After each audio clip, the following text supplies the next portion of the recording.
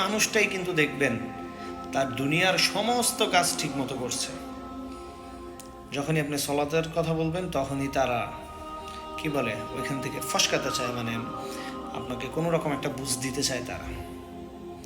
আবার কেউ কেউ বলে যে ভাই এখন তো কাজের বয়স, কাজ করতেছি টুকটাক যাই পারে, ইমান কিন্তু আছে আমাদের ভাই, ইমান আলহামদুলিল্লাহ আল্লাহর প্রতি বিশ্বাস আছে, কাজকর্ম করছি ভাই। আসলে বিয়ে শাদি করি, বিয়ে শাদি করলে আপনার এরপরে হচ্ছে ভালো হয়ে যাব, দাড়ি রেখে দিব, সলাত আদায় করবো 5 ওয়াক্ত, সন্তান টন্তান হয়ে গেলে এরকম, মানে অনেকে এরকম বলে। অথচ দেখেন ভাই আমার, আজকে যে বাসটা ডুবে গেল ওইখানের তাদের কি এরকম প্রস্তুতি ছিল যে তারা এই মুহূর্তে মারা যাবে? তাদের মধ্যে হয়তো বা অনেকে এরকমটা থাকতে পারে যে আর কয়টা দিন পরে পরে, বা তাদের মধ্যে ভালো মানুষও থাকতে পারে।